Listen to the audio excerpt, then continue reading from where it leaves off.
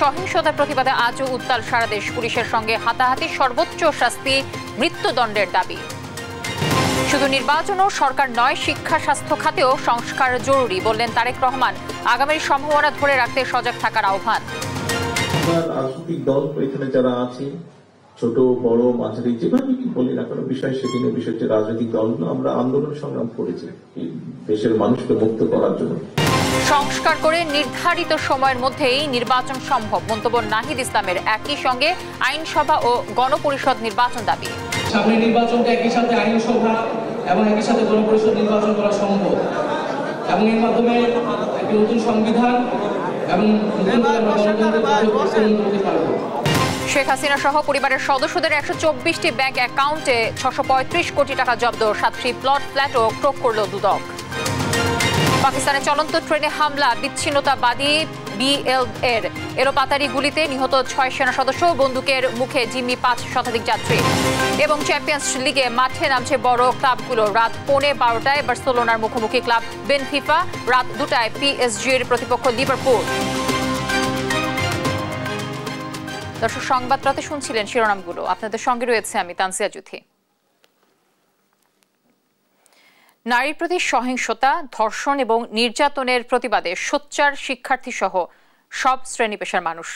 দোষীদের সর্বোচ্চ শাস্তি নিশ্চিতের দাবিতে শাহবাগে অবস্থান কর্মসূচি পালন করে শিক্ষার্থীরা।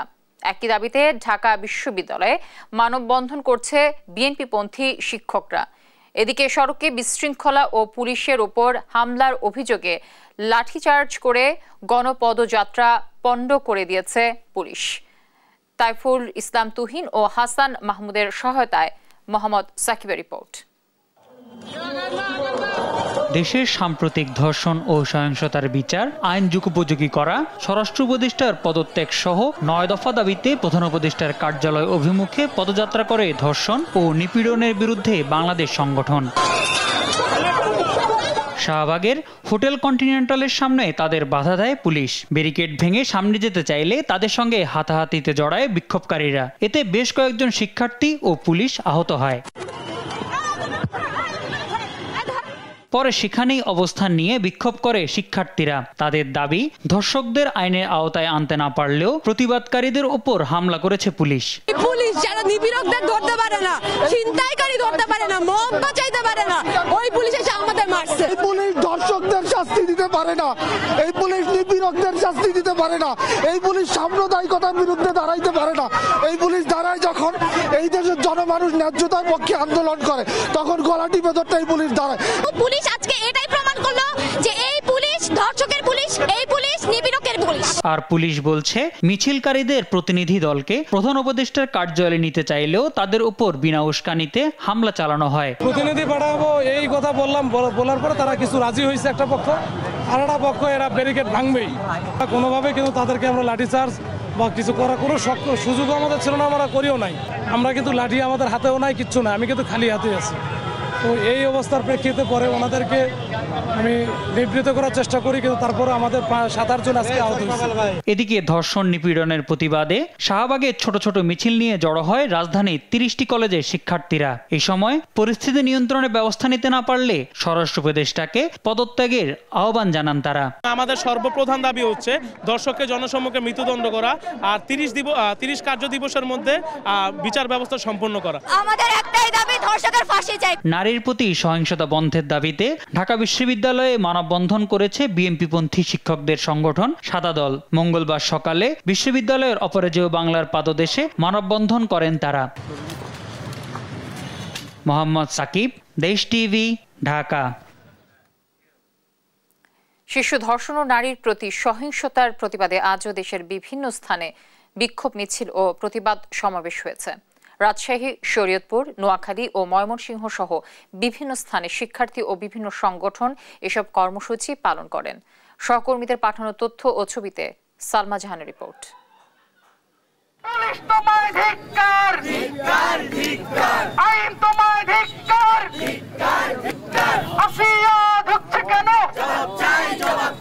নারীর প্রতি সহিংসতার প্রতিবাদ এবং ধর্ষকের সর্বোচ্চ শাস্তির দাবিতে দেশের বিভিন্ন স্থানে আজও মানববন্ধন ও বিক্ষোভ কর্মসূচি হয়েছে।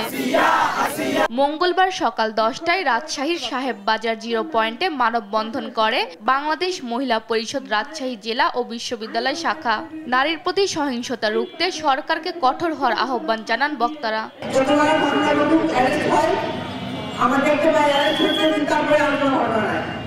এবং ধর্ষণের যে প্রচারটা তার মিডিয়াতে পত্রপত্রিকায় তার বারবার চলে আসুক, বারবার তার নাম আসুক, জনগণ দেখুক যে কেউ ধর্ষণ করে।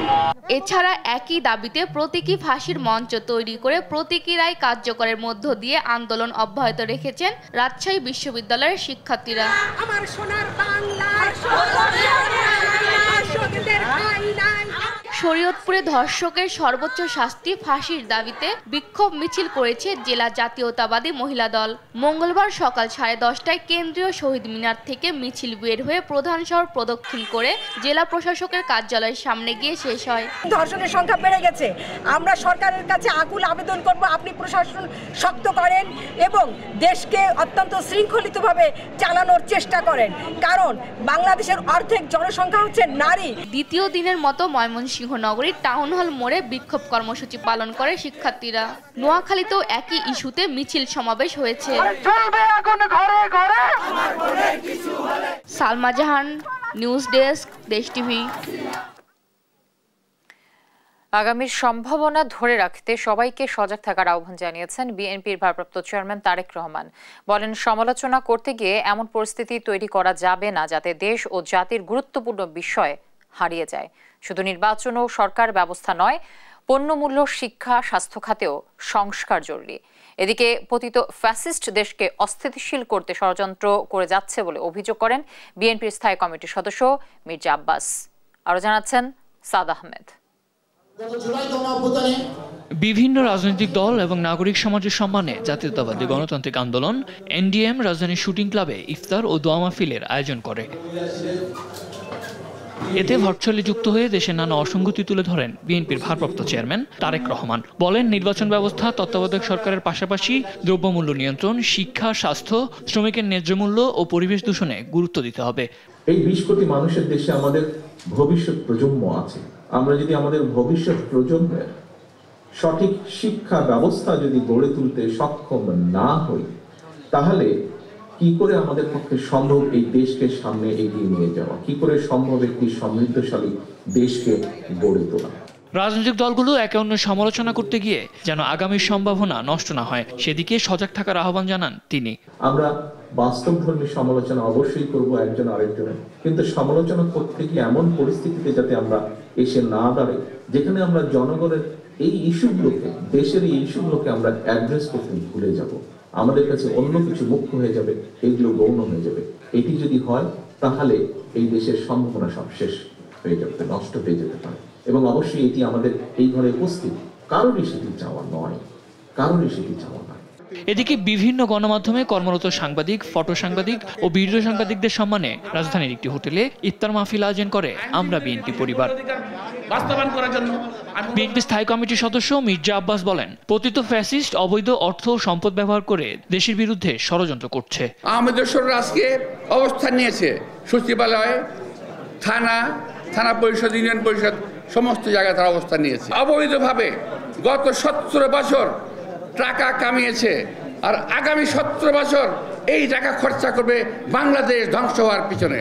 এই দেশটাকে তারা অসুস্থ করে ফেলবে, এই দেশে মানুষকে তারা অসুস্থ করে ফেলবে, এই দেশে গণতন্ত্রকে তারা অসুস্থ করে ফেলবে। এ সময় ব্যবসায়ী সহ আওয়ামী দোসরদের অবস্থান তুলে ধরতে গণমাধ্যম কর্মীদের প্রতি আহ্বান জানান মির্জা আব্বাস। কোন কোন রাজনৈতিক দলের? সাদ আহমেদ, দেশ টিভি, ঢাকা। সংস্কারের পাশাপাশি ডিসেম্বরের মধ্যেই আইনসভা ও গণপরিষদ নির্বাচন সম্ভব, তবে আইন শৃঙ্খলা নিয়ন্ত্রণে আনতে হবে বলে জানান জাতীয় নাগরিক পার্টির আহ্বায়ক নাহিদ ইসলাম। এজন্য মত পার্থক্য থাকলেও আওয়ামী লীগ ও ফ্যাসিবাদী বিরোধী সকল রাজনৈতিক দলের ঐক্যমত্য প্রয়োজন বলেও জানান তিনি। এছাড়া দলের সদস্য সচিব আখতার হোসেন বলেন, এ বিষয়ে সকলকে একটি সিদ্ধান্তে আসতে হবে। আরও জানাচ্ছেন জান্নাতুল মোহনা। রাজনীতির মাঠে পরস্পর বিরোধী উত্তপ্ত বাক্য বিনিময় হলেও আবারও একই টেবিলে জুলাই অভ্যুত্থানের অংশীজনরা। ফ্যাসিবাদের বিরুদ্ধে ঐক্যমত হতে জুলাই অভ্যুত্থানের 7 মাস পর মঙ্গলবার সন্ধ্যায় ইফতারের টেবিলে বিএনপি, জামায়াত, ছাত্রদের নবগঠিত এনসিপি সহ অন্যান্য দলের নেতারা। মঙ্গলবার রাজধানীর এক হোটেলে ফ্যাসিবাদ বিরোধী রাজনীতিবিদ, পেশাজীবী, অ্যাক্টিভিস্ট, ওলামায়ে কেরাম ও বিশিষ্ট নাগরিকদের সম্মানে ইফতার অনুষ্ঠান আয়োজন করে তরুণদের নতুন দল এনসিপি। এ সময় দলের সদস্য সচিব আক্তার হোসেন জানান, আওয়ামী লীগের বিরুদ্ধে সবাইকে একই ছাদের নিচে আসতে হবে। যারা জুলাই এবং আগস্টের অভ্যুত্থানের সময়কালে নারকীয় নরহত্যা চাপিয়ে দিয়েছে, মানবতা বিরোধী অপরাধ করেছে, সে আওয়ামী লীগের বিরুদ্ধে আজকের এই ইফতার মাহফিলে আসা প্রত্যেক ফ্যাসিবাদ বিরোধী রাজনৈতিক পক্ষকে একমত হয়ে একটি সিদ্ধান্ত গ্রহণ করবার অনুরোধ জানাচ্ছি। সংস্কার শেষে নির্ধারিত সময়ে একই সাথে আইনসভা ও গণপরিষদ নির্বাচন সম্ভব বলে জানান দলের আহ্বায়ক নাহিদ ইসলাম। যে সামনে নির্বাচনটা একই সাথে আইনসভা এবং একই সাথে গণপরিষদ নির্বাচন করা সম্ভব এবং এর মাধ্যমে একটি নতুন সংবিধান এবং নতুন করে আমরা গণতন্ত্রের পথে উত্তরণ করতে পারবো। সরকার যে নির্ধারিত সময় দিয়েছে সেই নির্ধারিত সময়ের মধ্যেই এই সকল কার্যক্রম করে নির্বাচনের দিকে যাওয়া সম্ভব, কিন্তু নির্বাচনের আগে অবশ্যই আইন শৃঙ্খলার পরিস্থিতির উত্তরণ ঘটতে হবে। নাহিদ অভিযোগ করেন, বাংলাদেশ বিরোধী শক্তিরা এখনো ষড়যন্ত্র চালিয়ে যাচ্ছে। বিচারের মাধ্যমে আওয়ামী লীগের ফয়সালা করা জরুরি। মাফিয়া, লুটেরা, ব্যবসায়িক শ্রেণী ও ষড়যন্ত্রকারী নানান বৈদেশিক শক্তিকে সুযোগ করে দিতে পারে। বিচারের মাধ্যমে আমরা আওয়ামী লীগের রাজনৈতিক ফয়সালা করতে চাই। তবে নির্বাচনের আগে আইন শৃঙ্খলা পরিস্থিতি স্বাভাবিক করতে সরকারকে আহ্বান জানান তিনি। জান্নাতুল মোহনা, দেশ টিভি, ঢাকা। প্রবাসীদের ভোটদানের জন্য পোস্টাল ব্যালট পদ্ধতি কার্যকর নয়, তাই প্রক্সি ভোটের সুপারিশ করা হয়েছে। মঙ্গলবার সকালে নির্বাচন ভবনে সাংবাদিকদের এ কথা বলেন নির্বাচন কমিশনার আবুল ফজল মোহাম্মদ সানাউল্লাহ। বলেন, প্রবাসীরা নির্বাচনী প্রক্রিয়ায় যুক্ত হলে গণতন্ত্র আরও মজবুত হবে। এইচ হিমেলের সহায়তায় মোহাম্মদ আলাউদ্দিনের রিপোর্ট। প্রায় 1,20 লাখ বাংলাদেশি বিশ্বের বিভিন্ন দেশে বসবাস করে থাকে, যাদের বড় অংশ ভোটাধিকার প্রয়োগ করতে পারেন না। এই বিশাল জনগোষ্ঠীকে নির্বাচনী প্রক্রিয়ায় সম্পৃক্ত করা হলে তা গণতন্ত্রকে আরও শক্তিশালী করবে। মঙ্গলবার সকালে আগারগাঁও নির্বাচন ভবনে নির্বাচন কমিশনার আবুল ফজল মোহাম্মদ সানাউল্লাহ সাংবাদিকদের জানান, প্রবাসীদের ভোটদানের জন্য ইতিমধ্যে প্রক্সি ভোট সহ মোট 3টি প্রস্তাবের সুপারিশ করা হয়েছে। ভোটদানের জন্য একটি ওয়ার্কশপের আয়োজন করা হবে। কমিটি 3টি পদ্ধতি সাজেস্ট করেছে। দুটো বললাম যে সময়ের মধ্যে সম্পাদনযোগ্য পোস্টাল ব্যালট, দ্বিতীয় হচ্ছে অনলাইন পদ্ধতি, আর তৃতীয়টি হচ্ছে প্রক্সি ভোট। প্রক্সি ভোট অর্থাৎ একজন প্রবাসী বাংলাদেশির পক্ষে বাংলাদেশে অবস্থানরত একজন ভোটার তার ভোটার এলাকার তার হয়ে ভোটটা দিয়ে দেওয়া। যে একটা ওয়ার্কশপ করা হবে এই প্রস্তাবনার উপর, এই তিনটি পদ্ধতি নিয়েই। ওয়ার্কশপটা হবে আগামী 7 এবং 8 এপ্রিলের মধ্যে। নির্দিষ্ট ডেটটা হয়তো আজকালকের মধ্যে আমরা ফাইনাল করব। নির্বাচন কমিশনার বলেন, প্রক্সি ভোটিং চালুর জন্য একটি বিশেষ অ্যাপ তৈরি করা হবে। এই অ্যাপ দিয়ে প্রবাসীরা নিবন্ধন করে নির্ধারিত নমিনির মাধ্যমে ভোট প্রদান করতে পারবেন। প্রবাসে যারা গিয়েছেন তারা তো কেউ এনআইডি নিয়েই গেছেন, তার মানে উনি ভোটার তালিকায় আছেন। আর আমরা 7টা দেশে ইতোমধ্যে 9টা দেশ হয়ে যাবে। 9টা দেশে আমরা ভোটার নিবন্ধন কার্যক্রম চালু করেছি। যারা ভোটার তালিকায় নিবন্ধিত আগে হন নাই এবং এনআইডি কার্ড পান নাই, তাদের জন্য এই 9টা দেশে আমরা সেবা চালু করেছি। অদূর ভবিষ্যতে আমরা এই সেবাটা 40টা দেশে সম্প্রসারণ করব। বিদ্যমান পোস্টাল ব্যালট সিস্টেম অচল। এই পদ্ধতিতে বিদেশ থেকে একটি ভোটও কাস্ট হয়নি বলেও জানান তিনি। মোহাম্মদ আলাউদ্দিন, দেশ টিভি, ঢাকা। দুর্নীতির অভিযোগে সাবেক প্রধানমন্ত্রী শেখ হাসিনা এবং তার পরিবার সংশ্লিষ্ট প্রতিষ্ঠানের 124টি ব্যাংক হিসেবে প্রায় 635 কোটি টাকা জব্দ করেছে দুর্নীতি দমন কমিশন। এর মধ্যে শেখ হাসিনার 2 সন্তান সজীব ওয়াজেদ জয় ও সাইমা ওয়াজেদ পুতুল, বোন শেখ রেহানা ও তার 2 সন্তান ব্রিটিশ এমপি মেয়ে টিউলিপ সিদ্দিক ও ছেলে রাদওয়ান মুজিব সিদ্দিক ববির 7টি স্থাবর সম্পদ রয়েছে। এছাড়া 1,128 কোটি টাকা আত্মসাৎ ও পাচারের অভিযোগে 12টি রিক্রুটিং এজেন্সির বিরুদ্ধে মামলা করেছে দুদক। এ বিষয়ে আরো জানাচ্ছেন আমাদের সহকর্মী আলিমুজ্জামান সাফওয়ান। শেখ হাসিনা ও তার পরিবারের পূর্বাঞ্চলে প্লট দুর্নীতির আইনি কার্যক্রমের মধ্যেই তাদের আরও বেশ কিছু স্থাবর সম্পদ এবং 124টি ব্যাংক হিসাব জব্দ করেছে দুর্নীতি দমন কমিশন। দুদকের তথ্য বলছে সজীব ওয়াজেদ জয় ও সাইমা ওয়াজেদ পুতুলের ধানমন্ডি ৬ নম্বর রোডে ১৬ কাঠা জমি সহ সুধা সদন নামের বাড়ি, শেখ রেহানার গাজীপুরের কালিয়াকরে দুদাগে ৯.৬০% জমি এবং সেগুনবাগিচায় একটি ফ্ল্যাট, ব্রিটিশ এমপি টিউলিপ সিদ্দিকের গুলশানের ৭১ নম্বর রোডের ফ্ল্যাট এবং রাদওয়ান মুজিব সিদ্দিক ববির গুলশান নিকেতনে ইস্টার্ন হাউজিংয়ে ২টি জমিসহ ফ্ল্যাট জব্দ করা হয়েছে।